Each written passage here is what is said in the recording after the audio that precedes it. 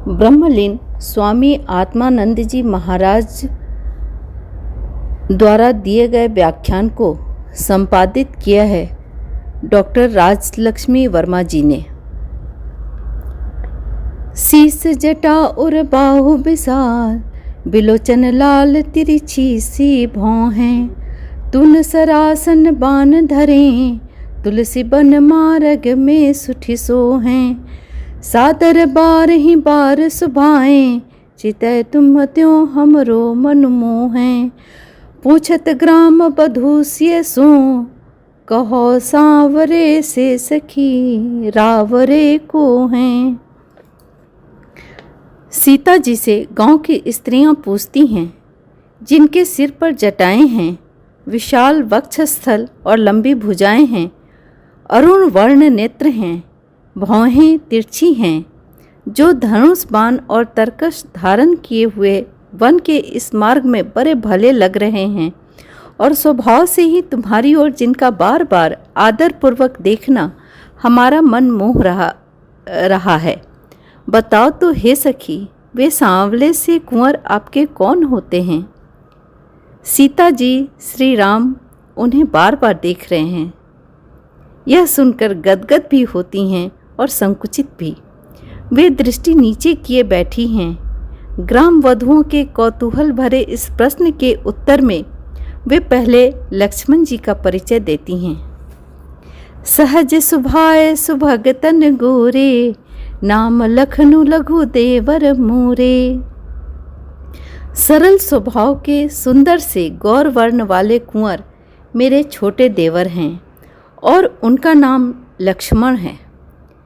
इसके बाद श्री राम का परिचय देने की बारी आती है तो वे कहती थीं कि श्याम वर्ण के जो राजकुमार हैं वे उनके बड़े भाई हैं। परिचय स्पष्ट हो जाता, पर वे बोलकर श्री राम का परिचय नहीं देती।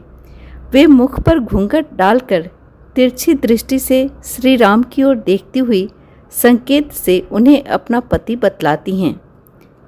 बहुरी बदन विधु अंचल ढाकी, पियतन चितई भौं करी बाकी। खंजन मंजू तिरछी नैननी, निज पति कहऊ तिन्हही सिए सैननी। परिचय देने की इस लुभावनी रीति पर ग्राम वधूटियाँ निछावर हो जाती हैं। श्री राम का परिचय तो वे जानती ही हैं, सच में तो वे सीता जी का श्री राम की ओर निहारना देखना चाहती थीं। शक्ति ही ब्रह्म का परिचय करा सकती है, किंतु परिचय देने का यह ढंग अनूठा है। सीता जी घूंघट डाल लेती हैं। यह घूंघट उनके और श्री राम के बीच आवरण या पर्दे का काम करता है। आवरण से वस्तु ढक जाती है। परिचय के लिए तो आवरण दूर करना चाहिए था, पर श्री सीता जी आवरण की सृष्टि कर रही हैं। इसका कारण है, ये ग्राम वधूटियाँ ज्ञान मार्ग की प्रतीक नहीं हैं। ये तो सीता और राम को प्रेम और अनुराग की दृष्टि से देखती हैं। ये भक्त हैं। भक्ति द्वैत की, भेद की अपेक्षा रखती है। द्वैत के बिना उपास्य और उपासक, ईश्वर और जीव, प्रेमी और प्रेमास्पद का संबंध नहीं बनता। सीता जी भगवान की माया शक्ति हैं। माया का कार्य ही है आवरण की सृष्टि करना, भेद की सृष्टि करना। ज्ञानी और भक्त की दृष्टि में अंतर होता है। ज्ञानी आवरण उतरवाना चाहता है। कबीर दास कहते हैं, घूंघट के पट खोल रे तुहे राम मिलेंगे। भक्त आवरण स्वीकार करता है। वह तो भावनाओं के आवरण में कुछ छिपते और कुछ झलकते अपने प्रियतम को अपने मनोनुकूल रूप में देखना चाहता है। गोस्वामी जी कहते हैं, मोहि तो ही नाते अनेक, मानिए जो भावे। नाते तो दो के बीच ही बनते हैं, अखंड अद्वैत के नाते कहाँ। अतः भक्ति रस के पोषण के लिए सीता जी आवरण के पीछे से श्री राम को देखती हैं और बोलकर नहीं, संकेत से परिचय देती हैं। परमात्मा वाणी का विषय नहीं है। अतः उसका परिचय संकेत से ही दिया जा सकता है। वस्तुतः तो शक्ति ही ब्रह्म पर आवरण डालकर द्वैत की सृष्टि करती है, नहीं तो निर्गुण निराकार एकरस ब्रह्म के द्वारा सृष्टि की रचना संभव नहीं है, न ही उसका अवतार और लीला संभव है। ब्रह्म शांत है, उसमें क्रिया नहीं है। क्रिया क्यों नहीं है, इसका उत्तर देते हैं गोस्वामी जी। ब्रह्म जो व्यापक विरज अज अकल अनीह अभेद, सो की देह धरी होई नर जाहि न जानत वेद। ब्रह्म अनीह है, उसमें शक्ति तो है पर इच्छा नहीं है। इच्छा के बिना क्रिया संभव नहीं है। इच्छा इसलिए नहीं है क्योंकि वह पूर्ण काम है। शक्ति का कार्य है सृष्टि के विस्तार के लिए, लीला के लिए उस अकाम परम तत्व को सकाम बनाना, विरागी को अनुरागी बनाना। सीता जी श्री राम को अनुरागी बनाती हैं। जनक जी की पुष्प वाटिका में सीता जी के आभूषणों की ध्वनि से पूर्ण काम में कामना की सृष्टि होती है। कंकन किंकिनी नुपुर धुनि सुनी, कहत लखन सन राम हृदय कुनी। मानहु मदन दुंदुभि दिन्ही, मनसा विश्व विजय कहाँ किन्ही। सुंदरता कहूँ सुंदर करई, छवि गृह दीप सिखा जनु बरई।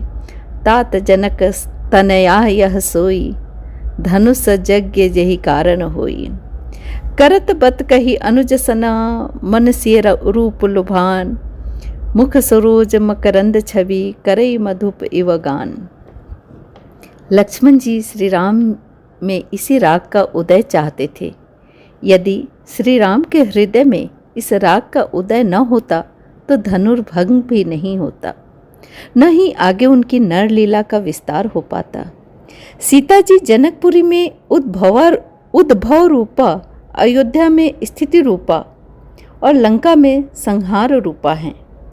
पर यह सब तभी होगा जब उनके आश्रय भूता परमात्मा में काम, करुणा और क्रोध उत्पन्न होगा। अन्यथा किसी संकल्प के अभाव में शक्ति निष्काम और निर्विकार ब्रह्म को क्रियाशील नहीं बना पाएगी, क्योंकि कामना या संकल्प के बिना कोई चेष्टा या क्रिया संभव ही नहीं है। अतः ब्रह्म का सकाम बनना आवश्यक है। श्री राम कहते हैं, जास बिलो की अलौकिक शोभा, सहज पुनीत मोर मन क्षोभा। यह क्षोभ ही लीला की प्रेरणा है। जीव यदि ब्रह्म को अपनी ओर उन्मुख करना चाहता है तो आवश्यक है कि वह उसकी करुणा को आकृष्ट कर सके, जिससे कि उसके कल्याण की दिशा में उसका विनियोजन हो सके। पर जीव में इतनी शक्ति कहाँ? इसलिए वह आद्या शक्ति पराभक्ति रूपा सीता जी से विनती करता है कि माँ, तुम अपनी सामर्थ्य से ईश्वर की करुणामय दृष्टि को मुझ अकिंचन असमर्थ की ओर प्रेरित करो। भक्ति स्वरूपिणी सीता जी भक्तों का परम आश्रय हैं। उनके ही आशीर्वाद से हनुमान जी अजर अमर सर्वगुण निधान और श्री राम के परम प्रिय बन सके। उनका आशीर्वाद अमोघ है। अजर अमर गुण निधि सुत होहु, करहु बहुत रघुनायक छोहु। करहु कृपा प्रभु अससु निकाना, निर्भर प्रेम मगन हनुमाना। बार बार नायस पद सीसा, बोला बचन जोरी कर कीसा। अब कृत्य भयउ मैं माता, आशीष तव अब मोघ विख्याता। विनय पत्रिका में गोस्वामी जी ने बड़े दीन स्वर में जानकी जी से प्रार्थना की है कि माँ, कभी अवसर मिले तो श्री रामचंद्र जी को मेरी याद दिला देना। कहना कि मैं उनका दास कहलाता हूँ, उनका ही नाम लेता हूँ और पपीहे की तरह उनके स्वाति जल रूपी प्रेम रस के पान का हठ किए बैठा हूँ। आप तो जानती हैं प्रभु बड़े सरल स्वभाव के हैं। उन्हें न अपने गुण याद रहते हैं, न दास के अपराध। जिसका कहीं मान नहीं होता उसे वह मान दे देते हैं, पर वह भी भूल जाते हैं। माँ, तुम उनसे कहना कि तुलसीदास को न भूलिए, क्योंकि उसका दूसरा कोई ठौर नहीं है। कब हूँ समय सुधि ध्याई भी मेरी मातु जानकी, जन कहाई नाम लेत हों किए पन चातक ज्यों किए घन चातक ज्यों प्यास प्रेम पान किए। सरल कहाई प्रकृति आप जानिए करुणा निधान की। निज गुण अरिकृत अनहितो दास दोष सुरति चित रहत नितिय दान की। बान विसारन शील है मानद अमान की। तुलसीदास न बिसारिए मन कर्म बचन जाके सपने हूँ गति न आने की।